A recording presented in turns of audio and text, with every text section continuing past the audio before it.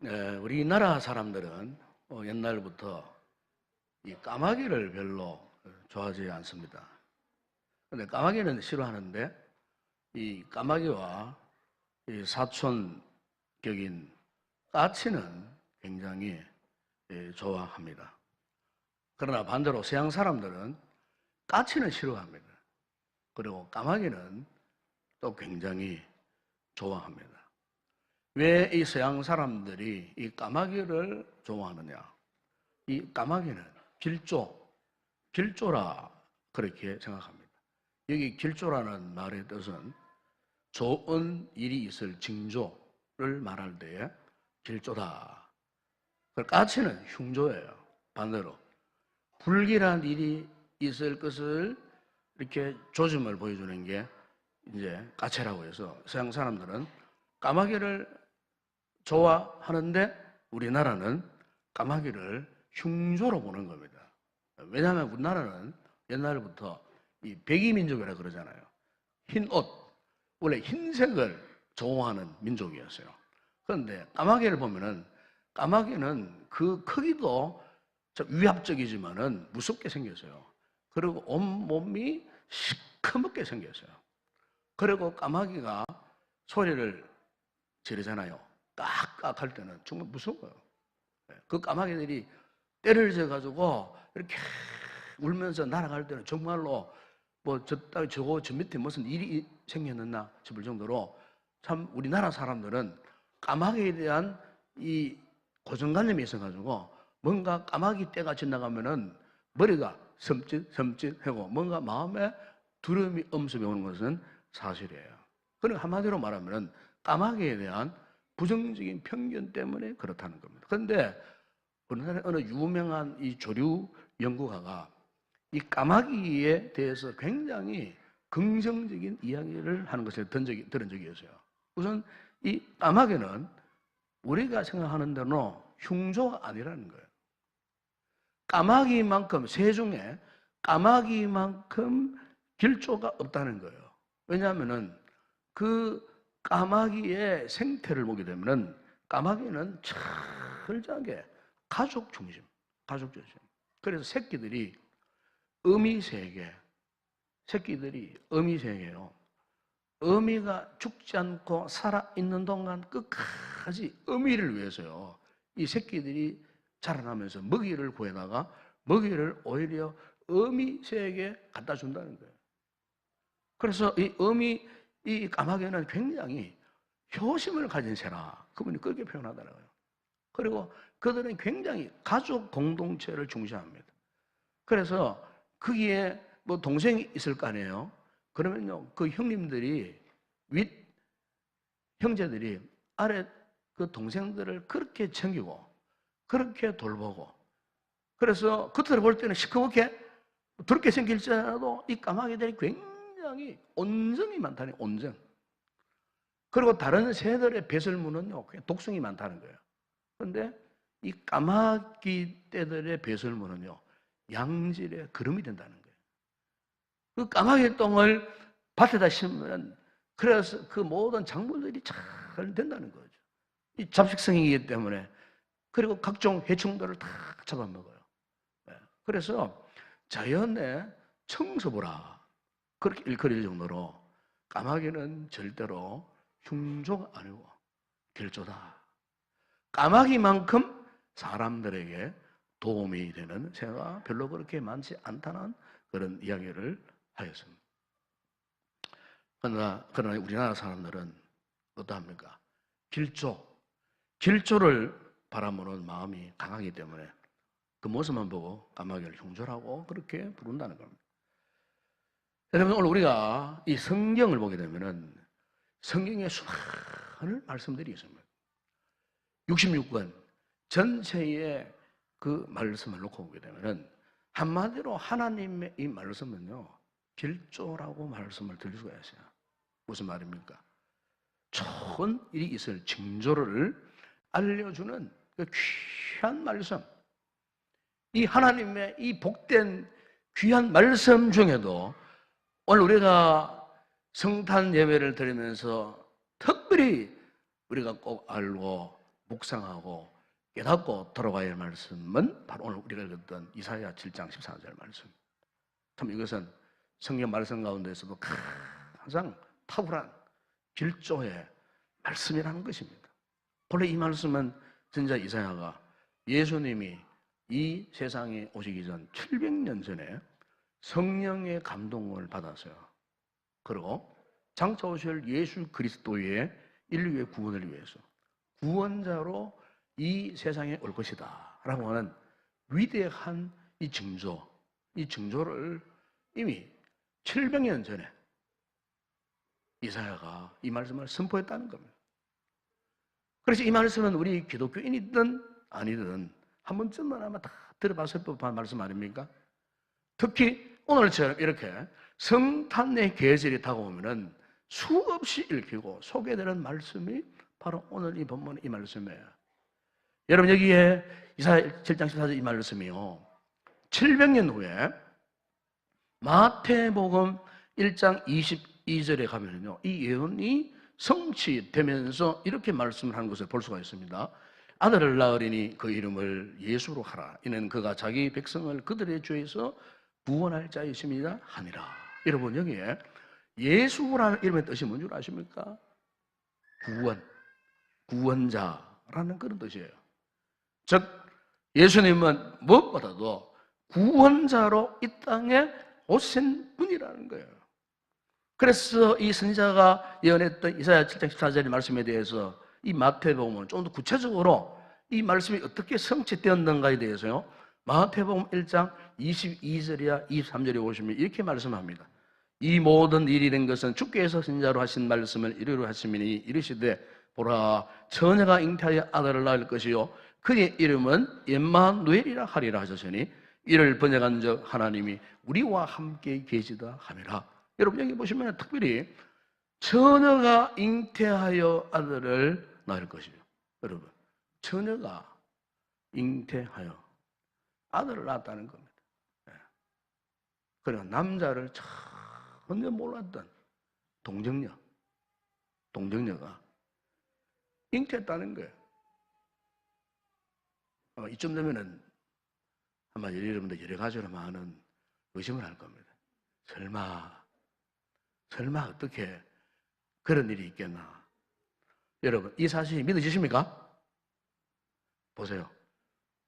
별로 아멘 소리가 나오잖아요. 네? 아멘 하셔야 되는데 여러분 한때 우리나라에 이제 이 코미디계를 주름 잡았던 그 코미디계의 원로 지금은 돌아가셨습니다만은 그 구봉서 장로님 이분이 이제 예수 잘 믿어가지고 장로님으로서 존경받다가 이제 얼마 전에 돌아가셨어요. 그분이 살아계실 때 일화 가운데 이런 일화가 있어요. 주변의 친구들이 저 친구는 도저히 예수 믿을 인간이 아니야. 그런데 어느 날 예수를 믿었어요. 그래가 전부 다 코미디의 서울에 뭐 친구들이 모여가지고 막 구봉서를 향하여갖고 저거 말이야 미쳤어 돌아왔어 어떻게 저 친구가 어떻게 예수를 믿게 되느냐 도저히 알 수가 없어 이해가 되지 않아. 그렇게 어느 날 이제 어떤 모임에서 이제 동료 선후배 코미디언들이 함께 몰려와서 그 자리에서도 계속 자네가 어떻게 해서 예수를 믿긴 도저히 이해가 되지 않는다는 거예요. 그러면서 한번 내가 물어볼게. 자네 말이야 자네 전혀 마리아가 예수를 잉태했다는 말이 말같이 들리냐? 맞냐? 믿냐 너? 말도 안 되는 이야기인데 이 정말 이 이야기를 믿느냐고 사실이냐고 막 따지고 물었어요. 친구들은 막 거짓말이라고 하고 지어낸 이야기를 하고 이 이야기는 뭐 전설 따라 삼천리에만 나오는 그런 이야기 같다 그러고 흥흥이란 이야기를 그러고 막 그랬을 때에 이 구봉서 장로님이 이렇게 말했다고 합니다. 아니 너희들 마리아의 남편인 요셉도 가만히 있는데 너희들이 누구라고 말이야 일어나서 난리야 난리기나 요셉이도 가만히 있는데 여러분 정말로 참 탁월한 정답 아닙니까 여러분? 요셉도 가만히 있는데 저것들이 누구라고 난리냐 이렇게 호통을 쳤다는 거죠. 여러분, 혹 우리 성도들 가운데 동정녀 마리아의 몸에서 예수님이 잉태하셨다는 말씀에 대해서 의심하는 분들이 있다면 오늘 이 말씀을 우리가 쭉 깊이 새겨들어야 됩니다. 그럼 여러분, 예수님이 왜 마리아라는 여인을 통해서 이렇게 처녀의 몸에서 인간의 몸을 입으시고 이 땅에 오셨는가? 이 같은 위대한 징조를 보여주신 그 이유가 뭔가? 먼저 하나는요, 바로 예수님이 같은 탄생하시면 구원의 하나님을 계시하기 위함입니다. 구원의 하나님. 오늘 본문을 보시면은 무엇이라고 말씀합니까? 임마누엘이라 하리라. 예수님의 또 다른 이름이었어요. 임마누엘. 여기 임이라고 하는 말은요, 영어에 with, 함께라는 의미가 있어요. 엘은 하나님이라는 뜻이에요. 그러니까 여기 임마누엘이라는 이름의 뜻은 하나님이 함께 하신다. 하나님이 우리와 함께 하신다라는 그런 의미가 있어요. 다시 말하면은 예수님은 우리와 함께 하시기 위해서 우리 가운데 인간의 모습으로 오신 하나님, 그분이 바로 예수님이라 그 말씀이에요. 우리 신학에서는 이 사건을 성육신, 인카네이션, 그래서 성육신이라고 해요. 사실 우리 인간은 우리의 어떤 이성적인 지식이나 판단이나 상식 가지고는요, 이 엄청난 하나님의 이 구원 계획을요, 이해할 수는 없어요. 왜? 너무나 엄청난 사건이기 때문에. 이 세상에 그 어떤 기적보다도 더 탁월하고 놀라운 기적이기 때문에. 사람의 생각으로, 사람의 지식의 수준으로는 이 같은 하나님의 놀라운 위대한 기적의 역사를 사실 이해할 수 없는 게 분명해요. 실제 오늘날 교회 안에 많은 성도들이 있지만은 뭐 다른 건 다 잘 믿는 것 같아요. 그런데 동정녀 마리아의 몸에서 예수님이 그것도 성령으로 잉태하여 태어났던 사실을 대해서 사실 믿지 않는 분들이 오늘 교회 안에도 있습니다. 있습니다. 어떤 선교사님이 선교제에 가셔갖고 이제 그 선교 청년들에게 이제 예수님에 대해서 이제 가르치는 그런 시간이었어요. 이렇게 예수님이 마리아의 몸에서 태어났다는 사실을 믿지 못하는 거예요, 우리서는. 근데 그때 마침 이 개미떼들이 막 지나가고 있었어요. 그런데 개미떼들이 지나가는 그 앞에 절벽이 있는데 거기 물이 막 흘러가고 있었어요. 개미떼들이 잘못하면은 절벽으로 떨어지면은 이제는 그것이 물결에 이제 설려 이제 추락사고하고 익사사고할 그런 상황이에요. 이 광야를 집은 선교사님이 청년에게, 형제님 저걸 보라고.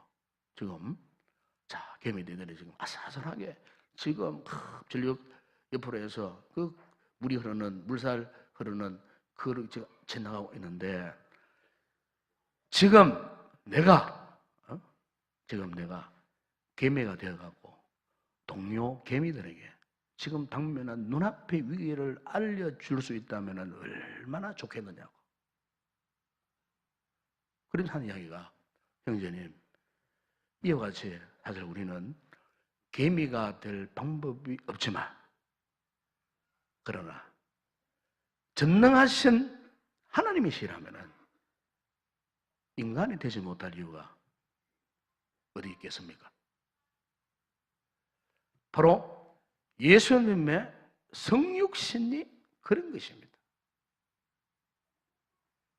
여러분, 이 같은 예수 그리스도의 성육신에 대해서 사도 요한은 요한복음 1장 14절 18절에서 이렇게 말씀을 했습니다. 말씀이 육신에 대해 우리 가운데 거하시며 우리가 그의 영광을 보니 아버지의 독생자의 영광이요 은혜와 진리가 충만하더라. 18절에 보시면 본래 하나님을 본 사람이 없으되 아버지 품성에 있는 독생하신 하나님이 나타내셨느니라. 무슨 말씀입니까? 지금까지 하나님을 본 사람 아무도 없어요. 예. 모세도 겨우 시내산 가서 하나님의 영광 해설 그거 조금 쬐었다가 산 아래 내려오니까 백성들이 모세의 얼굴을 바라보지를 못했어요. 그래가지고 모세가 뒤를 돌아서가지고 수건으로 자신 얼굴을 가려버렸어요.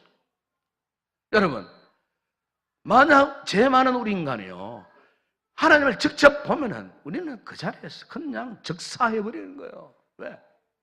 하나님은 조금도 죄가 없나 100% 절대적으로 거룩하신 분이기 때문에 그 거룩한 빛 앞에 조그만한 죄를 지어도 그 죄인은요 그냥 영광로에 이물질 때문에 싹 사라지듯이 우리는 그 하나님의 영광의 빛 앞에서 그냥 우리는 당장 죽어버리는 거예요.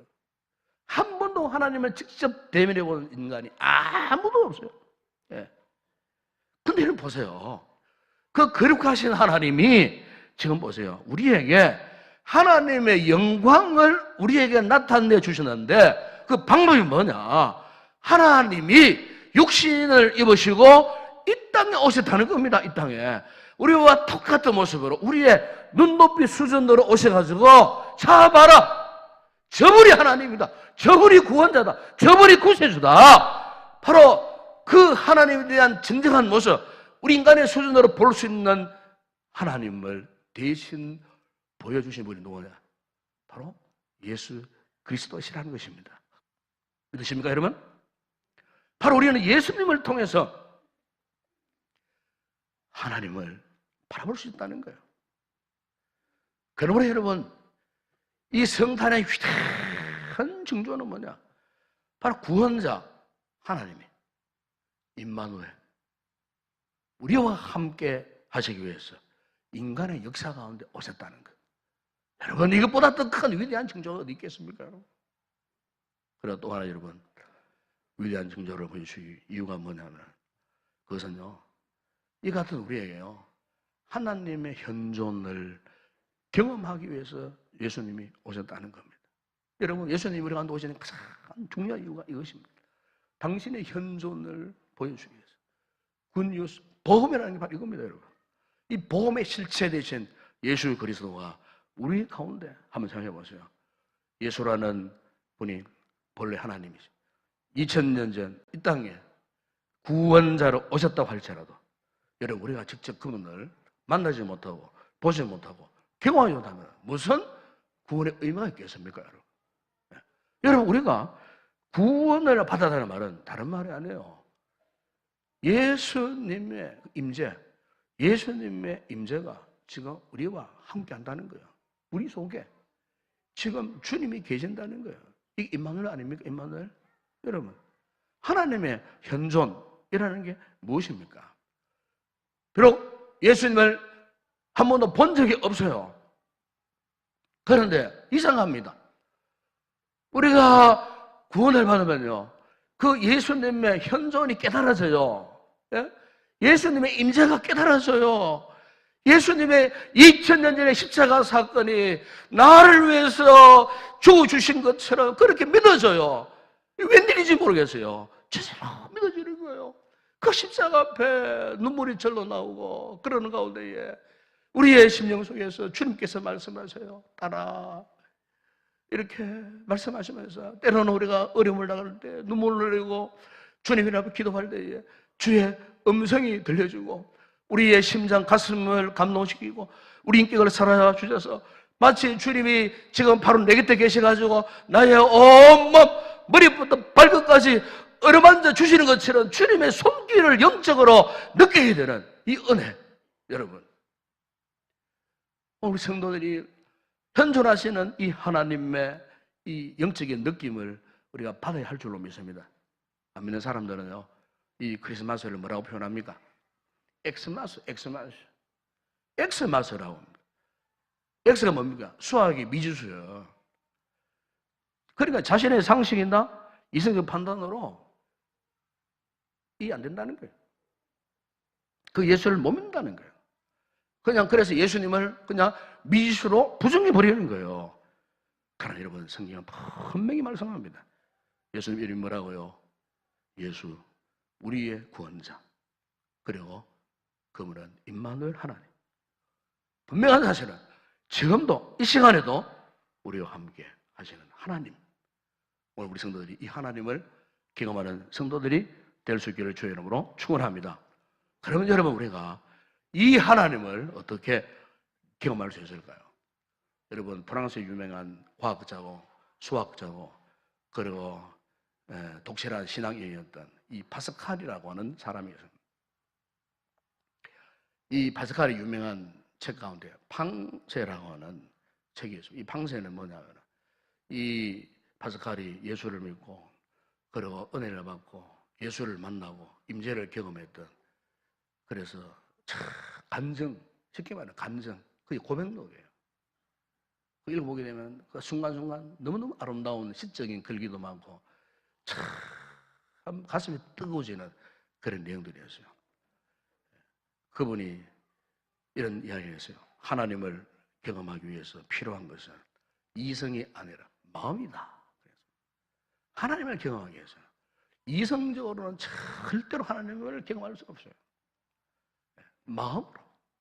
그렇기 때문에 많이 배운 자라고 하나님을 경험하는 게 아니에요. 못 배운 분들도 마음으로 하나님을 경험할 수 있는 거예요. 그러면서 이런 말을 했어요. 예수 그리스도를 마음에 모시고 기도로 하나님께 나아가는 자들에게 주시는 최고의 행복을, 하나님의 현존을 경험하는 것이다. 원래 파스칼은 그 당시에 분위기를 볼 때는 참 프랑스 최고위층의 사교계에서 황태자 같은 인물이었습니다.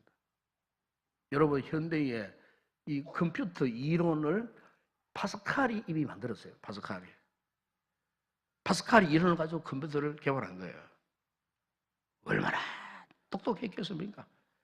주변 사람들에게 막 존경을 받고 똑똑하니까 돈도 많이 벌고, 그래서 환락의 세계에서 세상적으로 그야말로 타락하는 그런 삶을 살았던 사람이에요.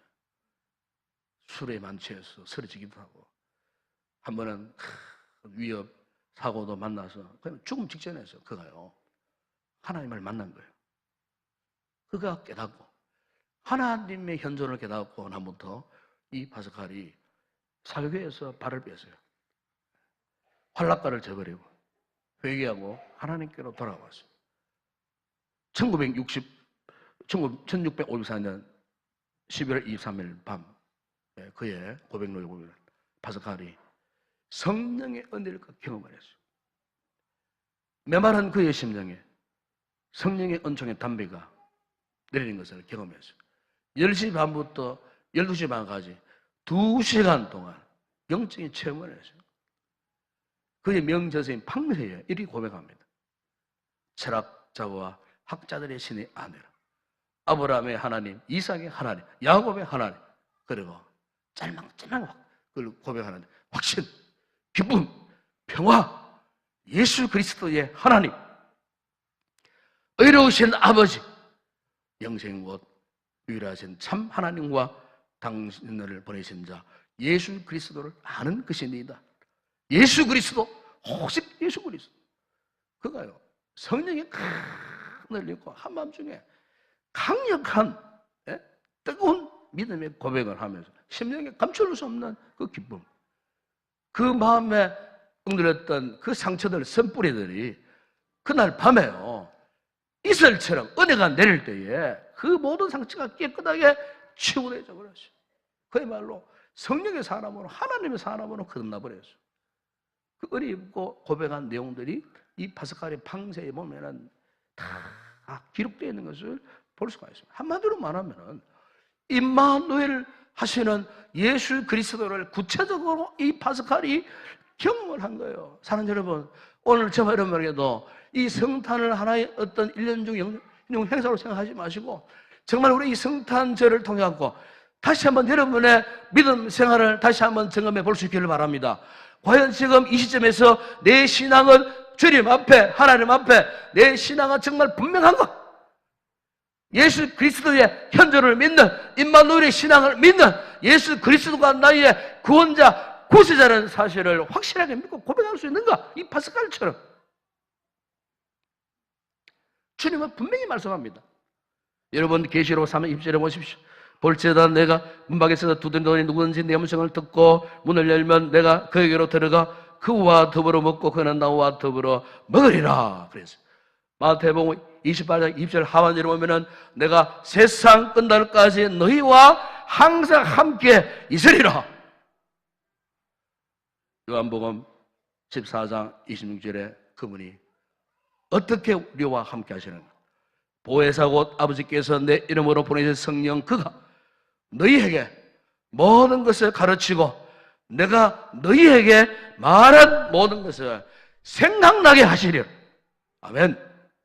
여러분, 임마누엘로 현존에 계시는 예수 그리스도를 누구를 통해서 느끼고 알 수 있다고요? 성령의 역사를 통해서. 아멘. 성령의 역사를 통하여 성령의 감동, 감화를 받게 되는 심령은 그 누구도요 성탄의 주님을 부인할 자 없어요. 혹 여러분 가운데에 성탄의 주님의 신앙에 지금 희미해져 있는 분들이 있습니까? 확실하지 못하고 확신하지 못하는 분들이 있습니까, 여러분? 이 시간 여러분 성령의 은혜를 입기를 주의 이름으로 축원합니다. 성령님의 강력한 은혜를 배우면 예수 그리스도가 병되어지는 것입니다. 그렇구나. 지금 그분이 나와 함께 하시는 예수님이시구나. 지금 그분이 우리의 마음 가운데 자정해 계시는 예수님이시구나. 이 예수님을 확신하면요 인생 최고의 만족과 기쁨과 행복을 누리는 그런 복된 믿음의 성도들이 될 줄로 믿습니다.